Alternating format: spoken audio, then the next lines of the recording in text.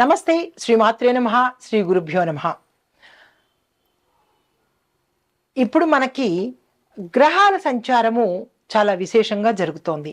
అయితే మార్చి 15 నుంచి సూర్యుడు మీనరాశిలోకి ప్రవేశం చేస్తుంటాడు. అయితే ఈ గ్రహాల సంచారము ఒక్కొక్క రాశి ఒక్కొక్క సమయం తీసుకుంటుంది రాశిలోకి రావడానికి.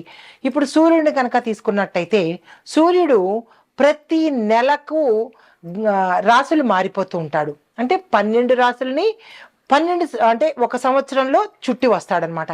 అయితే ఈ మార్చి 15 నుంచి ఒక నెల రోజుల పాటు సూర్యుడు మీనరాశిలోకి ఉండబోతున్నాడు. అది ఎప్పుడు ప్రవేశం జరుగుతోంది అంటే కనుక మార్చి 15 నుంచి ఏప్రిల్ 15 వరకు. దీనితో పాటు షష్టగ్రహ కూటమి కూడా ఇందులోనే జరుగుతోంది కాబట్టి మే 31 వరకు ఈ రవి గ్రహము మీనరాశిలో ఉండే ప్రయత్నం జరుగుతుంది. అయితే జ్యోతిష శాస్త్రంలో రవికి విశేషమైన అంటే సూర్యగ్రహానికి విశేషమైన ఫలితము అంటే విశేషమైన విశిష్టత కలిగి ఉంది. ఏమిటి అంటే కనుక సూర్యుడు ఇచ్చే ఫలితాలు ఆరోగ్యము, కీర్తి ప్రతిష్టలు, రాజయోగము, దీంతో పాటు శ్రేయస్సును కూడా ఇవ్వబోతుంటాడు. అందుకే రవి గ్రహానికి అనారోగ్యంగా ఉన్న వాళ్ళందరూ రవికి ప్రార్థన అంటే సూర్యుడికి అర్ఘ్యం ఇవ్వడాలు, సూర్యుడికి ఉపవాసాలు చేయడాలు ఇలాంటివి చేస్తే కనుక ఆరోగ్యము, రాజయోగము, సంఘంలో కీర్తి ప్రతిష్టలు ఇవన్నీ ఇస్తాడు. అయితే ఇప్పుడు సూర్యుడు సంచారం చేయడం ఒక శుభ ఫలితాలను ఇస్తే అంటే కొంతమందికి శుభ ఫలితాలను ఇస్తే మరికొంతమందికి మిశ్రమ ఫలితాలను ఇవ్వబోతున్నాడు. అయితే ఈ మార్చి 15వ తారీఖున సూర్యుడు మీనరాశిలోకి రావడంతో పాటుగా అద్భుతమైన ఫలితాలను మేషాది ద్వాదశ రాశుల వారికి ఇస్తున్నాడు. అయితే ఈ ఫలితాలను ఇవ్వడంతో పాటు మనకి షష్టగ్రహ కూటమి యొక్క ఫలితాలు కూడా ఆయా రాశుల్లో ఏ ఏ స్థానంలో ఉండబోతున్నాయి అంటే స్థానాలు మనకి టోటల్గా 12 స్థానాలు ఉంటాయి ఒక్కొక్క రాశి చక్రంలో. ఈ రాశి చక్రంలో 12 స్థానాల్లో రకరకాల గ్రహాలు సంచారం చేస్తూ ఉంటాయి. శుభగ్రహాలు, పాపగ్రహాలు కూడా సంచారం చేస్తూ ఎవరు ఎక్కువ ఇన్ఫ్లుయెన్స్ చేస్తారో అంటే ఎవరి ప్రభావము ఎక్కువగా ఉంటుందో వారు ఆ ఫలితాలను ఇవ్వబోతుంటారు. అయితే ఇప్పుడు మీనరాశిలో మార్చి 15 నుంచి రవి ప్రవేశిస్తున్నాడు కాబట్టి రవి గ్రహానికి ఇన్ఫ్లుయెన్స్ ఎక్కువ ఉంటుంది అంటే ప్రభావం ఎక్కువగా ఉంటుంది కాబట్టి మిగతా గ్రహాల యొక్క ప్రభావము తగ్గించి మీనరాశిలో ఉండేది వారి దగ్గర నుంచి 12 రాశులకు కూడా ఎటువంటి ఫలితాలను ఇస్తాడు అంటే అందరికీ ఓవరాల్గా అధికారాలను ఇస్తాడు, ఆరోగ్యాన్ని ఇస్తాడు, కీర్తి ప్రతిష్టలను ఇస్తాడు, శ్రేయస్సు అంటే క్షేమాన్ని కూడా చూస్తాడు. అయితే ఈ ఫలితాలు ఎక్కువగా 4 రాశుల వాళ్ళకి అంటే 12 రాశులకి ఉంటుంది. కానీ విశేషంగా కొన్ని రాశులకు మాత్రము ఆ ఫలితాలు ఇస్తున్నాడు.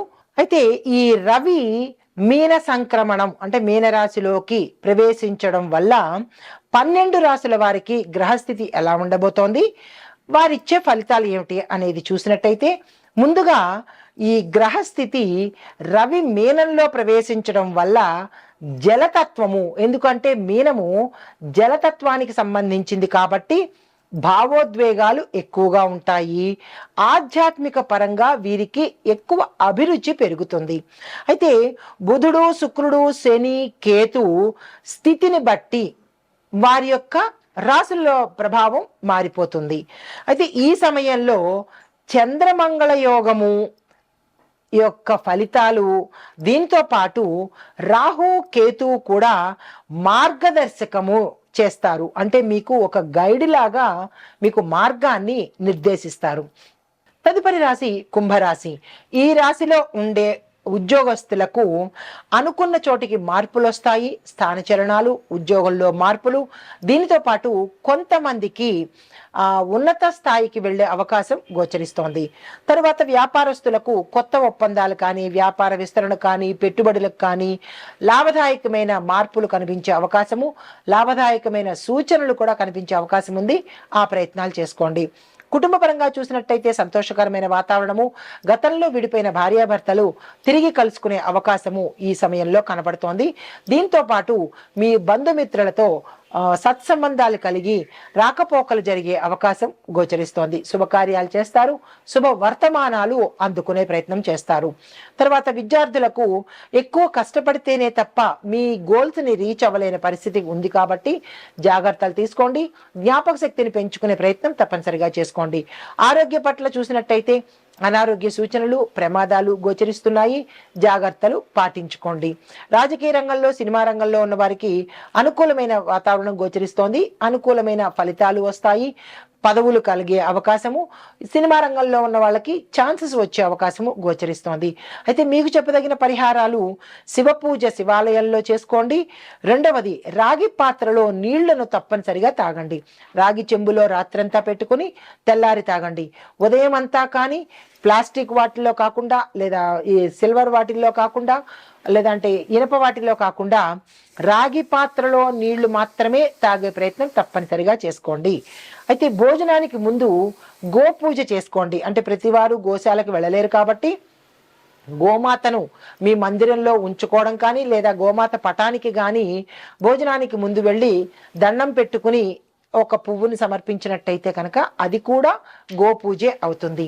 ఇవి ఈ రాశిలో ఉండే వారికి చెప్పదగిన పరిహారాలు, మంత్రాలు, దానాలు. నమస్తే. తరువాత ఓవరాల్గా ప్రత్యేకంగా సూచనలు, అంటే అన్ని 12 రాశుల వారికి చెప్పదగిన సూచనలు ఏంటంటే, ప్రతి రాశి వారు తప్పనిసరిగా ఆదిత్య హృదయం పఠించండి. రెండోది, గురువారం రోజు పసుపుని దానంగా ఇవ్వండి. శనివారం రోజు నువ్వుల నూనె దీపం పెట్టడం వల్ల శుభ ఫలితాలు పొందుతారు. మూడవది, గోసేవ, అన్నదానము, నీళ్లను దానంగా ఇచ్చినట్టయితే మహా ఫలితాన్ని పొందే అవకాశం గోచరిస్తోంది. అయితే ఈ మంత్రాలు, దానాలు పాటించడం ద్వారా మీరు ఈ రవి మీన సంక్రమణంలో విశేషమైన శుభ ఫలితాలను పొందే అవకాశం గోచరిస్తోంది. సర్వేజన సుఖినో భవంతు. నమస్తే.